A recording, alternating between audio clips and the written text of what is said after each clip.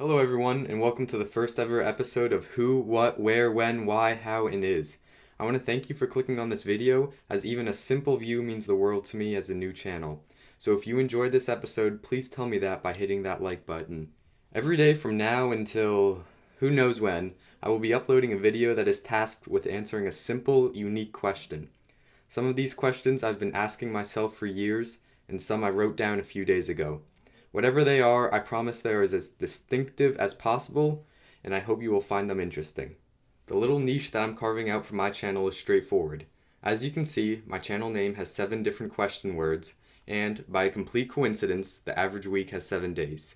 Today being Tuesday, and the first day that I'm uploading, will start us off with a who question. That's enough chatter. I've probably lost half of my potential viewers in my wordy introduction, but I want to thank everyone who's listening right now for sticking by me, and I won't keep you waiting any longer. Let's get into the video.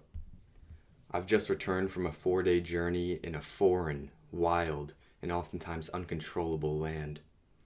While in this feral bushland, I rented a car to get myself to and fro the struggling YouTubers convention. Whilst I was wandering the rent-a-car parking lot, I noticed that every single car in the lot had the keys sitting in plain view on the dash. So being the struggling YouTuber that I am, instead of paying some unnecessary fee, I hopped and hightailed it out of there.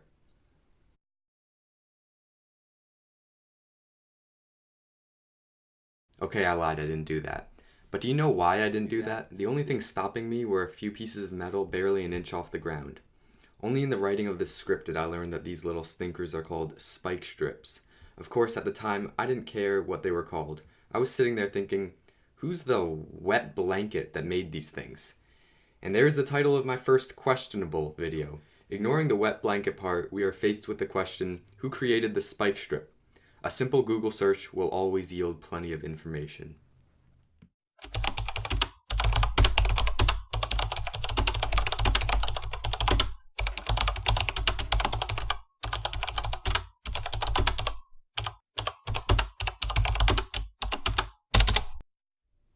Donald Kilgore, a retired Utah Highway Patrol trooper, along with, Alright, it's Donald Kilgore.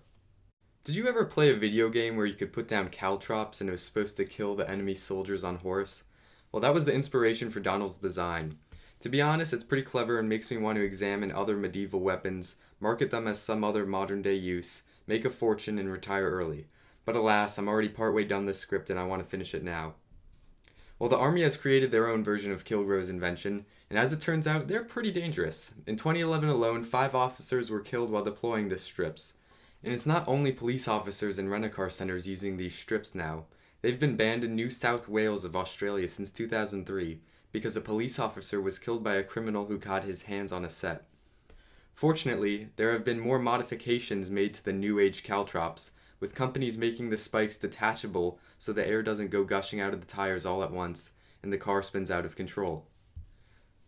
Well, now I know way more about spike strips than I will ever need to know, and I hope you do too. Thank you so much for sticking with me through this video, and I hope you will continue to stick with me by watching my future videos and subscribing. Be happy out there.